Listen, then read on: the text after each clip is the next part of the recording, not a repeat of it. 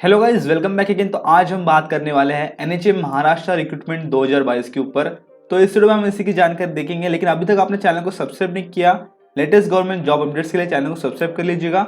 आपको यहाँ पे गवर्नमेंट जॉब्स की अपडेट मिलती रहती है। तो चलिए फिर नोटिफिकेशन को देख लेते हैं। तो यहाँ पर आपको बता दूं, NHA Maharashtra recruitment district level के लिए और स्टेट लेवल के लिए दोनों के लिए नोटिफिकेशन रिलीज कर दिया गया है। और दोनों का नोटिफिकेशन मैंने आपको टेलीग्राम चैनल में प्रोवाइड भी कर दिया है। तो अभी तक आपने टेलीग्राम चैनल में ज्वाइन नहीं किया, ज्वाइन कर लीजिएगा। वहां पे आपको देखिए कि डिस्ट्रिक्ट लेवल का नोटिफिकेशन है, इसमें कुछ पोस्ट कम है और जो स्टेट लेवल की उसमें पोस्ट थोड़ी ज़्यादा है, अलग अलग क्राइटेरियाज के लिए। तो वो दोनों नोटिफिकेशन आपको अभी मिल जाएगा। लेकिन सबसे पहले मैं डिस्ट्रिक्ट लेवल के नोटिफिकेशन को डिस्कस करूंगा। इसमें के जो इंपॉर्टेंट पॉइंट्स है वो स्टेट लेवल के लिए भी सेम ही है, लेकिन पोस्ट एंड वैकेंसी में थोड़ा डिफरेंस है। तो मैं आपको आगे बताऊंगा, अगली वीडियो में बताने वाला हूँ। पहले हम डिस्ट्रिक्ट लेवल के लिए बात करेंगे और फिर हम स्टेट लेवल के लिए बात करेंगे। तो यहाँ पे सबसे पहले हम बात करने वाले हैं एलिजिबिलिटी क्राइटेरिया की। यहाँ पर फर्स्ट पॉइंट ये आता है कि ये वैकेंसी कॉन्ट्रेक्चुअल बेसिस पे निकाली गई महाराष्ट्र स्टेट के लिए। और यहाँ पर आप देख सकते हो state health society Maharashtra Mumbai, यहाँ के लिए वैकेंसी निकाली गई है। तो जैसे कि आप सबसे पहली पोस्ट देख सकते हो, मैं यहाँ पे जूम कर देता हूँ। स्पेशलिस्ट माइक्रोबायोलॉजिस्ट की पोस्ट है सबसे पहली। प्लेस ऑफ पोस्टिंग यानी कि आपकी पोस्टिंग कहाँ पे होंगी, वो प्लेसेस भी आपका भी दिए गए हैं। तो देख सकते हो अहमदनगर, सातारा, परभनी, बीड़, अमरावती। यहाँ पर एज लिमिट पर आप देख सकते हो मैक्सिमम 70 ईयर्स तक का एज लिमिट दिया गया है। और यहाँ पर टोटल 6 वैकेंसी निकाली गई है। कैटेगरी वाइज वैकेंसी भी आपको दी गई है यहाँ पे। और क्वालिफिकेशन आप देख सकते हो एमडी माइक्रोबायोलॉजी में जिसका कंप्लीट है वो अप्लाई कर सकते हैं। यहाँ पर यदि आपको एक्सपीरियंस रहता है तो आपके सिलेक्शन होने के चांस ज़्यादा रहेंगे। यहाँ पे 75,000 रुपये पे स्केल आपको दिया जाता है। तो ये हो गई फर्स्ट पोस्ट की बात। उसी के बाद में सेकेंड पोस्ट है सीनियर कंसल्टेंट दक्षता मेंटर्स। यहाँ पे यवतमाल की पोस्टिंग रहने वाली है। 18 से 38 साल तक के कैंडिडेट्स एप्लीकेशन कर सकते हैं। ओपन कैटेगरी के लिए ये, और रिजर्व कैटेगरी के लिए 18 से 43 ईयर्स तक के कैंडिडेट्स एप्लीकेशन कर सकते हैं। एक वैकेंसी है। और जिनका भी मेडिकल फील्ड में से ग्रेजुएट कंप्लीट है, ग्रेजुएशन कंप्लीट हुआ है विद एमपीएच और एमएचए, वो एप्लीकेशन कर सकते हैं। और यहाँ पे बोला गया है कि आपको 5 साल का रिलेवेंट एक्सपीरियंस रहना चाहिए। और यहाँ पे जो आपको पे स्केल दिया जाएगा 55,000 रुपये, और एडिशन आपको 5,000 रुपये पे स्केल दिया जाएगा जिन कैंडिडेट्स ने एमबीबीएस कर रखा है उनको। यहाँ पे थर्ड पोस्ट है public health consultant division NLEP consultant. आप यहाँ पे प्लेस ऑफ पोस्टिंग देख लीजिएगा। यहाँ पे 18 से 38 साल तक का एज लिमिट दिया गया ओपन कैटेगरी के लिए, और रिजर्व कैटेगरी के लिए 18 से 43 ईयर्स तक का। यहाँ पे एनी ग्रेजुएट एप्लीकेशन कर सकते हैं। मेडिकल फील्ड में से आप ग्रेजुएट रहना चाहिए, और एमपीएच या फिर एमएचए में से 3 साल का आपको रिलेवेंट एक्सपीरियंस चाहिए, यानी कि इस फील्ड में एक्सपीरियंस रहना चाहिए। 45,000 रुपये पे स्केल आपको दिया जाने वाला है, और एमबीबीएस के कैंडिडेट्स को एडिशनल 5,000 रुपये मिलने वाले हैं। उसी के बाद में सीनियर नर्सिंग मिडवाइफरी ट्यूटर, इनके लिए वैकेंसी निकाली गई है वर्धा, यहाँ पोस्टिंग होने वाली है। और एमएससी नर्सिंग जिनका हुआ है वो एप्लीकेशन कर सकते हैं। 3 साल का आपको रिलेवेंट फील्ड में एक्सपीरियंस रहना चाहिए। यहाँ पे आपको जो पे स्केल दिया जाएगा वो है 40,000 रुपये। तो पे स्केल भी बढ़िया है। और यहाँ पे आप देख सकते हो उसी के बाद में एग्जीक्यूटिव इंजीनियर, इलेक्ट्रिकल इंजीनियर की वैकेंसी है नागपुर सर्कल। बीई इलेक्ट्रिकल जिनका हुआ है, यानी कि बीई की डिग्री आपकी इलेक्ट्रिकल इंजीनियरिंग में से कंप्लीट है, आप अप्लाई कर सकते हो। 5 साल का एक्सपीरियंस चाहिए, और 40,000 रुपये स्केल आपको भी दिया जाएगा।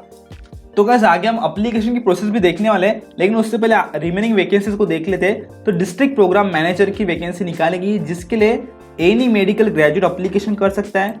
आपका मेडिकल ग्रेजुएशन एमपीएच या फिर एमएचए या फिर एमबीए इन हेल्थ इसमें से कंप्लीट रहता है तो आप एप्लीकेशन कर सकते हो। यहाँ पर कि आपको एक्सपीरियंस रहता है तो सिलेक्शन होने के चांस ज़्यादा रहेंगे, लेकिन कितना एक्सपीरियंस चाहिए, कितने साल का, वो बताया नहीं है। यानी कि यहाँ पे फ्रेशर्स भी अप्लाई कर सकते हैं। तो यहाँ पे 35,000 रुपये स्केल आपको दिया जाएगा। नो एमबीबीएस क्राइटेरिया यहाँ पे बोला गया है। उसी के बाद में प्रोग्राम मैनेजर पब्लिक हेल्थ की वैकेंसी है, जिसके लिए यहाँ पे एनी मेडिकल ग्रेजुएट एप्लीकेशन कर सकते हैं, और आपका एमपीएच या फिर एमएचए या फिर एमबीए इन हेल्थ कंप्लीट रहना चाहिए। यहाँ पे भी एक्सपीरियंस का जो रहता है ड्यूरेशन वो बोला नहीं गया है। तो आप फ्रेशर्स हो तो भी अप्लाई कर सकते हो। पे स्केल यदि आपको दिखा दूँ तो 35,000 रुपये स्केल आपका भी दिया जाता है। उसी के बाद में डिस्ट्रिक्ट अकाउंट मैनेजर की वैकेंसी, इस पोस्ट के लिए जिनका एमबीए फाइनेंस में या फिर एमकॉम कंप्लीट है वो अप्लाई कर सकते हैं। 3 साल का एक्सपीरियंस मांगा गया है, और यहाँ पर आप देख सकते हो 30,000 रुपये स्केल आपको दिया जाएगा। 9th पोस्ट है monitoring and evaluation statistical officer की। इस पोस्ट के लिए एमएससी जिनका स्टैटिस्टिक्स में कंप्लीट है वो अप्लाई कर सकते हैं। एक्सपीरियंस का क्राइटेरिया बताया नहीं है। यहाँ पे आपको 30,000 रुपये स्केल दिया जाएगा। 10th पोस्ट है डेप्यूटी इंजीनियर सिविल के लिए। इस पोस्ट के लिए जिनका भी बीई सिविल में से कंप्लीट है वो अप्लाई कर सकते हैं। एक्सपीरियंस यहाँ पे आप देख सकते हो मांगा नहीं है, यानी कि रहता है तो आपका सिलेक्शन होने के चांस ज़्यादा रहेंगे। कोऑर्डिनेटर की वैकेंसी है जिसके लिए एनी पोस्ट ग्रेजुएट अप्लीकेशन कर सकते हैं। आप किसी भी फील्ड में से पोस्ट ग्रेजुएट हो, आप यहाँ पे अप्लीकेशन कर सकते हो, लेकिन आपका पोस्ट ग्रेजुएशन कंप्लीट रहना चाहिए। 2 साल का एक्सपीरियंस चाहिए आपको इस फील्ड के अंदर, यानी कोऑर्डिनेटर की फील्ड के अंदर। इंजीनियर बायोमेडिकल IPHS कोऑर्डिनेटर्स की वैकेंसी है। इस पोस्ट के लिए बायोमेडिकल इंजीनियरिंग में से जिनका ग्रेजुएशन कंप्लीट है वो अप्लाई कर सकते हैं। तो आप अभी देख सकते हो क्राइटेरिया। एक्सपीरियंस आपको क्लियरली बताया नहीं है, तो आप यदि फ्रेशर हो तो भी आप यहाँ पे अप्लाई कर दीजिएगा। लेकिन जो एक्सपीरियंस कैंडिडेट्स हैं उनके सिलेक्शन होने के चांस ज़्यादा रहेंगे। तो यहाँ पे हम बात कर लेते हैं आपके पे स्केल की। तो देखिए पे स्केल कितना दिया जाएगा, 25,000 रुपये पे स्केल आपको दिया जाएगा, और उसके पहले पोस्ट के लिए 28,000 रुपये पे स्केल दिया जाएगा। तो इस तरह से हमने सारी वैकेंसीज की बात कर ली है यहाँ पे।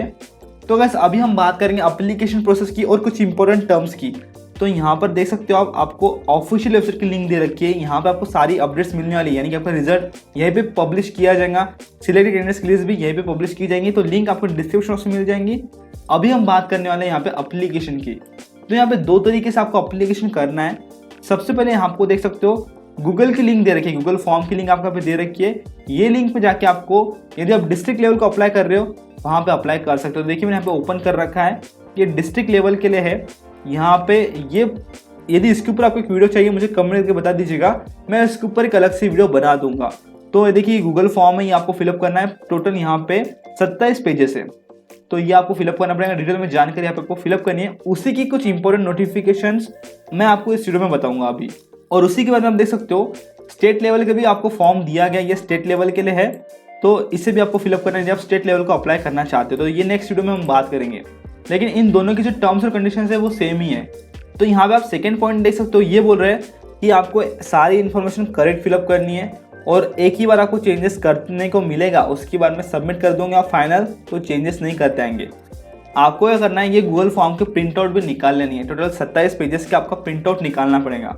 और यहाँ पे आप देख सकते हो ये जो है, यहाँ पे आपको प्रिंट आउट निकालने के बाद में फोटो अटैच करना है, अभी नहीं अपलोड करना है, बाद में आपको अटैच करना पड़ेगा। तो वो प्रिंट आउट निकालने के बाद में सबसे पहले आपको ये दोनों गूगल फॉर्म फिलअप करना है। यदि आप डिस्ट्रिक्ट लेवल का अप्लाई करना चाहते हो तो आप यहाँ पे अप्लीकेशन कर सकते हो, और यदि आप स्टेट लेवल को अप्लाई करना चाहते हो तो उसके लिए भी अप्लाई कर सकते हो।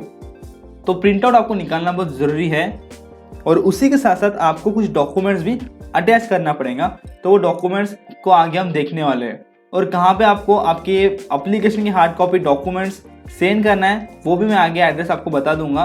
तो यहाँ पे आप देख सकते हो यदि आप एक पोस्ट को अप्लाई करना चाहते हो तो आपको एक ही पोस्ट को लिए गूगल फॉर्म फिलअप करना है। यदि आप दूसरे पोस्ट को अप्लाई करना चाहते हो तो अलग से आपको गूगल फॉर्म फिलअप करना पड़ेगा दूसरे पोस्ट के लिए। तो ऐसा यहाँ पे इस पॉइंट में बता रखा है। आप यहाँ पे एक से अधिक पोस्ट के लिए एप्लीकेशन कर सकते हो, लेकिन आपको अलग अलग पोस्ट के लिए अलग अलग पेमेंट करना पड़ेगा। तो कितना पेमेंट करना है वो भी मैं आगे आपको बताऊंगा। यहाँ पे एप्लीकेशन की जो लास्ट डेट है वो 26 फरवरी 2022 है ऑनलाइन एप्लीकेशन की, और ऑफलाइन एप्लीकेशन कब तक पहुंचना चाहिए उसकी डेट अलग से है, वो भी आगे देखने वाले हैं हम। यहाँ पे एज लिमिट की बात कर लेते हैं, तो मैंने आपको एज लिमिट पहले बता दिया था। तो यहाँ पे रिजर्व कैटेगरी को 5 साल तक का एज रिलैक्सेशन दिया जाता है। और यहाँ पे जो थर्ड पॉइंट ये कहता है कि जो NHM में काम कर रहे हैं वो कैंडिडेट्स को यदि अप्लाई करना है तो आपको कोई एज रिलैक्सेशन दिया नहीं जाएगा।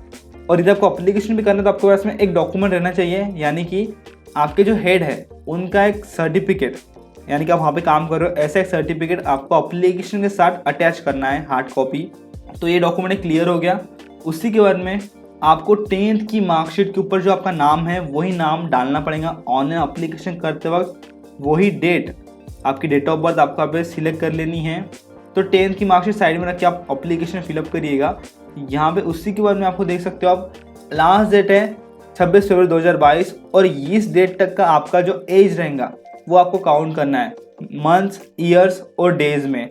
तो वो किस तरह से काउंट करना है उसके ऊपर एक मैंने अलग से वीडियो बना रखा है, वो वीडियो आप देख लीजिएगा काउंट करने के लिए आपके एज को, करंट एज को। तो वो भी आपको यहाँ पे अपलोड करना पड़ेगा ऑनलाइन एप्लीकेशन करते वक्त, तो ज़रूरी है। और हाँ गाइस, आपका जो ईमेल आईडी रहेगा, मोबाइल नंबर रहेगा, वो बहुत एक्टिव रहना चाहिए, क्योंकि उसी के ऊपर आगे आने वाले सभी अपडेट्स आपको मिलेंगे। ईमेल के ऊपर भी मिलेंगे और इनकी वेबसाइट पे भी मिलेंगे, ऑफिशियल वेबसाइट पे, लेकिन आपके ईमेल पे यदि आता है तो आपको अच्छे से पता चल जाएगा, जल्दी से पता चलेगा। तो आपका ईमेल चेंज नहीं करना है, उसी के ऊपर आपको इंटरव्यू की अपडेट्स मिलने वाली है। यहाँ पे देखिए गाइस, आप महाराष्ट्र से हो, इस प्रूफ के लिए आपके पास में डोमिसाइल सर्टिफिकेट रहना चाहिए, ये एक डॉक्यूमेंट ज़रूरी है। और यहाँ पे सभी कैटेगरीज के पास में कास्ट सर्टिफिकेट भी रहना चाहिए, मैंने हाईलाइट करके रखा हुआ है, और नॉन क्रिमिनल सर्टिफिकेट्स भी रहना चाहिए। और आप गूगल फॉर्म फिलअप करते वक्त आपको आपका परमानेंट एड्रेस फिलअप करना है, और यहाँ पे आपका जो क्वालिफिकेशन रहेगा वो कब से स्टार्ट हुआ था, कब खत्म हुआ था, आपका रिजल्ट कब लगाया गया था, इस तरह की इन्फॉर्मेशन आपको ऑनलाइन फॉर्म फिलअप करते वक्त डालनी पड़ेगी। आपके यदि ग्रेड रहते हैं आपके मार्कशीट के ऊपर, तो आपको वो ग्रेड को परसेंटेज में कन्वर्ट करना है और फिर परसेंटेज आपको फिलअप करना है। ये बात ध्यान में रखिएगा, आपको परसेंटेज ही डालने हैं, ग्रेड वगैरह डालना नहीं है, ये ज़रूरी है, ये अदरवाइज आपका एप्लीकेशन रिजेक्ट हो सकता है। और उसी के साथ साथ आपको आपके ये जो डॉक्यूमेंट्स रहेंगे, यानी कि आपके लास्ट ईयर की मार्कशीट्स, वो अटैच करनी पड़ेंगी। तो हमने अभी तक जो डॉक्यूमेंट्स की बात की, सबसे पहले आया था आपका 10th का मार्कशीट, उसके बाद में डोमिसाइल सर्टिफिकेट, फिर non criminal certificate, caste certificate, और आपका ये देखिए लास्ट ईयर के मार्कशीट, यानी कि जो भी क्वालिफिकेशन आपका कंप्लीट है उसके मार्कशीट आपको अटैच करना है। जीरोक्स कॉपीज, हार्ड कॉपीज आपको अटैच करनी है। तो देखिए मैंने यहाँ पे हाईलाइट कर रखा है। और सबसे महत्वपूर्ण डॉक्यूमेंट्स, यदि आपको एक्सपीरियंस रहता है तो आपका एक्सपीरियंस का सर्टिफिकेट भी आपको पे अटैच करना है, क्योंकि आपके सिलेक्शन के लिए वो बहुत ज़रूरी है। और यदि आप आपके एक्सपीरियंस का सर्टिफिकेट अटैच नहीं करते हो तो आपके सिलेक्शन होने के चांस थोड़े कम हो जाएंगे। इसके लिए आपको क्या करना है, वहाँ पे एक्सपीरियंस का सर्टिफिकेट अटैच करना है यदि रहता है तो, और उसका जो ड्यूरेशन रहेगा आपने जहाँ पे भी काम किया होगा उसका, वो भी आपको वहाँ पे अच्छे से क्लियरली मेंशन करना है। तो ये सारी चीज़ें आपको ऑनलाइन एप्लीकेशन करते वक्त ध्यान रखनी है। यदि आपका MSc हो रखा है तो इसका भी डॉक्यूमेंट्स आप सेंड कर सकते हो। यदि आपका टाइपिंग हो रखा है, Marathi 30 WPM, English 30 WPM, Marathi 40, ये सारे डॉक्यूमेंट्स भी आप सेंड कर सकते हो। ये देखिए आपके स्किल्स को हाईलाइट करते हैं इसके लिए। और हाँ, फाइनली आपको, और यहाँ पे नीचे नोटिफिकेशन के नीचे सबसे नीचे आपको दिया गया है स्मॉल फैमिली सर्टिफिकेट। ये प्रतिज्ञा पत्र, यानी कि ये आपको सभी को फिलअप करना होता है, सभी कैंडिडेट्स को फिलअप करना है। ये आपको पढ़ लेना है और यहाँ पे एकदम सिंपल है, ये आपको फिलअप कर लेना है। ये आपको लगने वाला है, सभी को लगने वाला है, बहुत ज़रूरी है। तो यहाँ पे उसी के बारे में बता रखा है, स्मॉल फैमिली सर्टिफिकेट का आपको परफॉर्मेंस मैंने बता दिया, वो आपको फिलअप कर लेना है। यहाँ पे बात करते हैं एप्लीकेशन फीस की। तो जो ओपन कैटेगरी है उन्हें 200 रुपये फी लगने वाली है, रिजर्व कैटेगरी को 100 रुपये फी लगेंगी। ये आपको डिमांड ड्राफ्ट करना है। आपको यहाँ पे state health society Maharashtra SNA, इनके नाम से डिमांड ड्राफ्ट करना पड़ेगा। तो अलग अलग पोस्ट को यदि आप अप्लाई करो तो आपको अलग अलग से डिमांड ड्राफ्ट करना पड़ेगा। और आपका जो एप्लीकेशन फॉर्म आप प्रिंट कर लोगे उसके ऊपर आपको फोटो भी लगाना है, मैंने पहले बता दिया था। बात करते हैं सिलेक्शन प्रोसेस की, तो यहाँ पे आपका सिर्फ इंटरव्यू भी हो सकता है या फिर आपका एग्जाम, यानी कि रिटर्न एग्जाम और इंटरव्यू भी हो सकता है। तो क्लियरली नहीं बताया, लेकिन आपको इंटरव्यू होगा, ऐसे चांसेस ज़्यादा है। तो यहाँ पे देखिए टोटल 100 मार्क्स का आपका ये सिलेक्शन क्राइटेरिया रहेगा।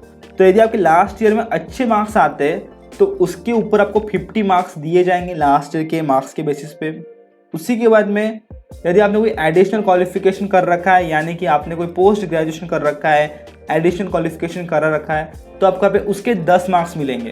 तो टोटल यहाँ पे 60 मार्क्स हो गए। और यदि आपको एक्सपीरियंस रहता है तो देखिए हर साल के लिए 5 मार्क्स आपको मिलेंगे। तो इसमें देखिए यदि आपको 4 साल का एक्सपीरियंस है तो आपको 20 मार्क्स यहाँ पे मिल गए, तो अब हो गए 80 मार्क्स। और फाइनली यहाँ पे आपका जो इंटरव्यू होगा उसके आपको 20 मार्क्स मिलेंगे। तो टोटल 100 मार्क्स का आपका पूरा सिलेक्शन क्राइटेरिया रहेगा। तो आप ये टेबल को एक बार फिर से देख सकते हो, मैंने तो यहाँ पे क्लियरली बता दिया, वीडियो को भी रिवाइंड करके आप देख सकते हो। तो इसी तरह से जानकारी आपको अभी दे रखी है, और भी इन्फॉर्मेशन मैं आपको बता रहा हूँ, रुक जाइए। अब यहाँ पे आप देख सकते हो लास्ट डेट 26 फरवरी है, रात के 11 बजे तक। और यहाँ पर आपका जो एप्लीकेशन सेंड करना है हार्ड कॉपी और आपके डॉक्यूमेंट्स, वो आपको पोस्ट के द्वारा सेंड करना है। कुरियर के द्वारा भी आप सेंड कर सकते हो, लेकिन आपको स्पीड पोस्ट के द्वारा भी आप सेंड कर सकते हो। जल्द से जल्द आपको सेंड करना है 7 मार्च 2022 से पहले। तो ये है उसकी लास्ट डेट, 7 मार्च से पहले आपको सेंड करना है शाम के 6 बजे तक। तो कहाँ पर सेंड करना है, देखिए मैंने ब्लू इंक से ये हाईलाइट कर रखा है एड्रेस। तो इस एड्रेस पे, इस नाम से आपको पोस्ट के द्वारा सेंड करना है आपका एप्लीकेशन। और जो आपका लिफाफा रहेगा पोस्ट का, उसके अंदर आपके डॉक्यूमेंट्स भी रहेंगे, आपका एप्लीकेशन फॉर्म भी रहेगा। और उस लिफाफे के ऊपर आपको क्या करना है, आपके पोस्ट का नाम लिख देना है, apply for the post of, उस पोस्ट का नाम आपको लिखना पड़ेगा। तो देखिए यहाँ पे आपको बता रखा है। और यहाँ पे देखिए आपको शनिवार, रविवार और हॉलीडेज के दिन को छोड़ते हुए अदर डेज में आपका जो एप्लीकेशन है वो पहुँच जाना चाहिए सुबह 10 बजे से शाम के 6 बजे तक। तो इस बात का ध्यान रखते हुए आपको एप्लीकेशन बराबर सेंड करना है। तो आप वहाँ पे पोस्ट ऑफिस में जाके उनको पूछ सकते हो कब तक पहुँचेगा और कैसे भेजूँ, तो आपको बता देंगे। और यदि आपको कोई भी क्यूरीज है तो आप यहाँ पे कांटेक्ट भी कर सकते हो। तो देखिए आपको कांटेक्ट की डिटेल्स दे रखी है। तो इस तरह से गाइस आपको जानकारी दे रखी थी, लेकिन आपको लग रहा होगा वीडियो बहुत लेंथी हो गया, लेकिन आपके लिए बहुत इंपॉर्टेंट था क्योंकि मैंने डिटेल में जानकारी आपको बताई है। और इसी तरह की वीडियोस आपको यहाँ पे मिलेंगे, डिटेल में जानकारी आपको मिलेंगी, ताकि एप्लीकेशन करने के में कोई दिक्कत आपको ना आए। तो अभी तक आपने चैनल को सब्सक्राइब नहीं किया, सब्सक्राइब कर दीजिएगा। और एप्लीकेशन के ऊपर एक वीडियो चाहिए आपको तो मुझे कमेंट करके बता दीजिएगा, मैं उसके ऊपर वीडियो बना दूंगा। और अभी तक आपने वीडियो को लाइक नहीं किया, लाइक करिएगा, सब्सक्राइब करिएगा, आपको दोस्तों को शेयर करिएगा। मैं मिलता हूँ आपको अगली वीडियो में, तब तक के लिए जय हिंद, वंदे मातरम।